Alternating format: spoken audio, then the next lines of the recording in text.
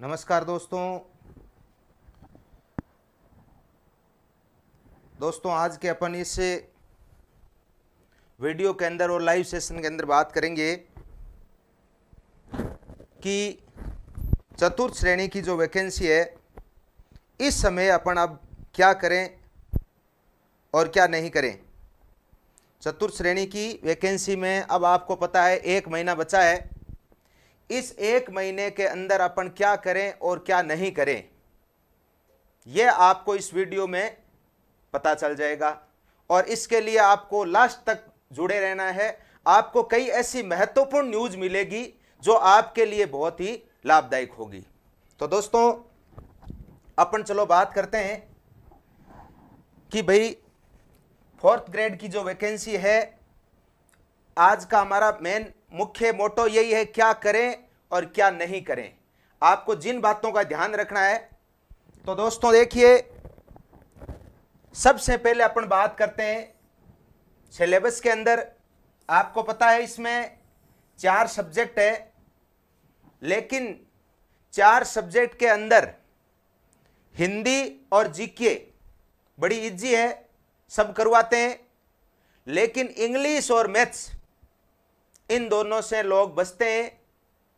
यहां आपको यूट्यूब पर मिल जाएगा या ऐप में भी मिल जाएगा, आपको इंग्लिश और मैथ्स के पूरा सिलेबस उसमें नहीं मिलेगा, लेकिन जीके में कला संस्कृति भूगोल ये सब करवाते हैं। ठीक है, उस जीके का वेटेज ज्यादा है, लेकिन मैं आपको ये बताना चाहता हूं कि इंग्लिश और गणित ये भी दोनों कम सब्जेक्ट नहीं है। मेरिट जो डिसाइड होगी वो मेरिट ध्यान रखना इन्हीं 2 सब्जेक्ट से डिसाइड होगी। तो आप जीके और हिंदी पर तो फोकस कर ही रहे हैं, और मैं आपको बताना चाहता हूं इंग्लिश और गणित पर भी आप ध्यान देवें। हां मानते हैं दोनों हार्ड सब्जेक्ट है, लेकिन इंग्लिश और गणित यदि आप अब 1 महीने के अंदर भी उनको पढ़ना शुरू करेंगे। कई लड़कों से मैं मिला हूं, कई लड़कों ने कहा कि सर अपन इन दोनों के अलावा भी सिलेक्शन नहीं।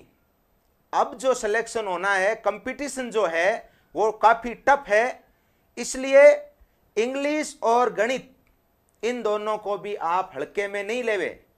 समझ में मुश्किल से आते हैं, आप प्रयास करिए, उनको एकदम क्विट मत करिए, छोड़िए मत आप उनको, आप प्रयास करते रहिए ताकि आप कुछ न कुछ उनके बारे में। ठीक है 15% आते हैं तो 15 यदि नहीं होते हैं तो अपने यदि 10 भी होते हैं तो बहुत बड़ी बात होती है।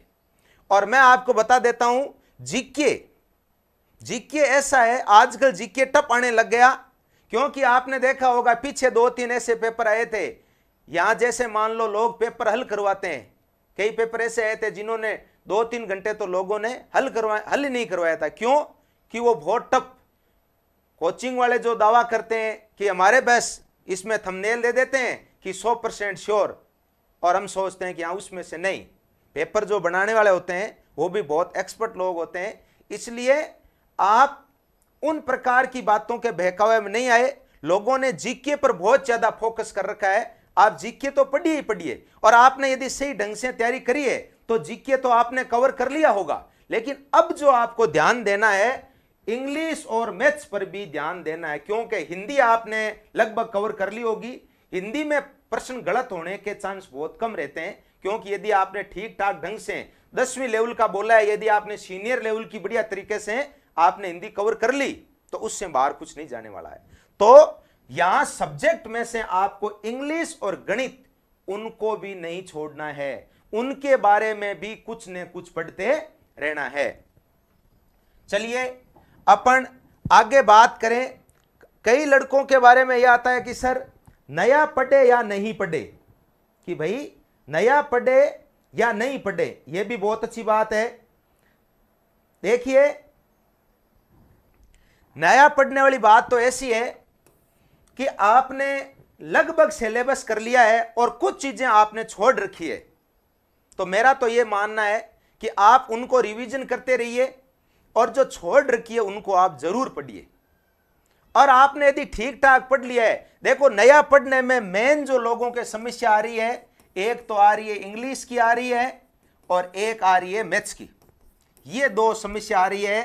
तो आज मेरा लाइव आने का मेन उद्देश्य यही है दोस्तों, मेरिट जो डिसाइड होनी है इन्हीं सब्जेक्ट से डिसाइड होनी है। एक बात और बता देता हूं, जिन लड़कों की इंग्लिश और मैथ्स स्ट्रांग है, जैसे साइंस बैकग्राउंड का कोई लड़का है, उनको इनके साथ साथ जीके और हिंदी पर भी बहुत ज्यादा जोर देना है। ज्यादा जोर आप जीके पर और उसके बाद हिंदी पर बहुत ज्यादा जोर दीजिए, क्योंकि हिंदी को प्रत्येक लड़का यदि सही ढंग से पढ़ता है तो उसको आराम से कवर कर सकता है। तो आपको इन सब्जेक्ट को भी नया पढ़ना है। और रही बात यह कि भाई आप एक चीज का ध्यान रखें, यानी मैंने बताया क्या करें और क्या नहीं करें। तो नहीं करें में देखो, कई लड़कों की एक हैबिट होती है कि भाई वो नई नई मार्केट से किताबें लेके आते हैं। कईयों की यह हैबिट होती है कि 3 साल पहले की किताब वो पढ़ते रहते हैं। अलग अलग नेचर है। तो आपको जो लड़के पुरानी किताब की बजाय आप नई किताब, अपडेट किताब पढ़ें, और अब नई किताबें लानी बंद करें। आप अब नई किताबें लानी बंद करें। यदि आपने ठीक ठाक बुक्स एक दो, यानी एक, देखो कई कहते हैं एक ही पढ़ो, मेरा मानना है कि एक बुक क्या करना चाहिए आपको, एक बुक तो आपको मेन रखनी चाहिए और उसके लिए एक आपको सहायक बुक रखनी चाहिए। देखिए कोई भी एक बुक होती है उसमें 100% मैटर नहीं मिलता, लेकिन जो दूसरी बुक होती है जो भी अच्छी हो, उन दोनों में से आप ये डिसाइड कर लीजिए कि भाई ये अच्छी है, इसको अपन 1 नंबर दे देंगे और दूसरे वाले को अपने सहायक के रूप में ले लेंगे। तो आप क्या करें, नई बुक लाने की अब आपको जरूरत नहीं है। जो बुक्स आपने खरीद रखी है उन्हीं बुक्स को आप बार बार रिपीट करें और अपडेट बुक्स पढ़े, ये आप ध्यान रखना। तो नई बुक लाने की जरूरत नहीं है, आपने जो पढ़ रखा है उसको रिवीजन करें और इंग्लिश और मैथ्स पर थोड़ा ध्यान देवें। आगे अपन देखो बात करते हैं कि अधिक ध्यान किस पर देवे। तो देखो जीके तो आपने थ्योरी बनाए रखी है कि भाई 70 क्वेश्चन आएंगे, इसलिए जीके पर तो आप जब से तैयारी कर रहे हो ध्यान दे रहे हो। मेरा कहने का मतलब है आप हिंदी पर भी ध्यान दीजिए। जीके पर आपने दे रखा है, हिंदी पर आप थोड़ा सा स्टैंडर्ड बुक लेके, जैसे मान लीजिए राजस्थान माध्यमिक शिक्षा बोर्ड की एक व्याकरण की बुक आती है, या जैसे मान लो राघव प्रकाश जी की बुक आती है, उनकी क्या होती है काफी ऑथराइज्ड बुक होती है, गलतियां नहीं मिलती उनमें। तो आप उस प्रकार की बुक्स पढ़ें। आप गाइड्स में जैसे दे दिया और अपन उसी को अपन रिपीट कर रहे नहीं, हिंदी को आप थोड़ा सा स्टैंडर्ड बुक में से भी पढ़े, जो भी आपके टॉपिक उसमें लगा लीजिए और उसमें बहुत ज्यादा कोई टाइम लगने वाला नहीं है।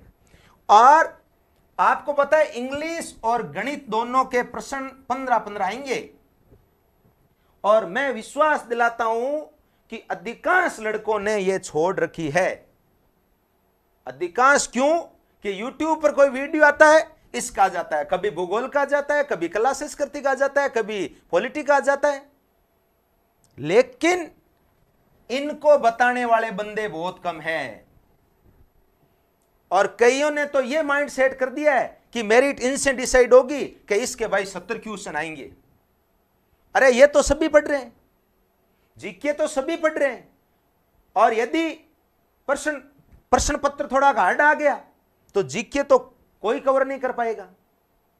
लेकिन इन सब्जेक्ट्स में यदि आप ध्यान देते हो, मेरी आपको यह सलाह है कि आप इन सब्जेक्ट से हार मत मानिए दोस्तों, डर भगाइए इनसे। इसके लिए आपको इनको पढ़ना पड़ेगा। आप YouTube के माध्यम से पढ़िए, कोई ऐप लेके लिया है तो पढ़िए। अपन ये कहते हैं आप सीधा बुक में से पढ़ लीजिए, ये समझ में कम आएंगे। इसके लिए आपको समझाने वाले की आवश्यकता जरूर पड़ेगी। इसके बिना आप अपने आप इनको नहीं पढ़ सकते।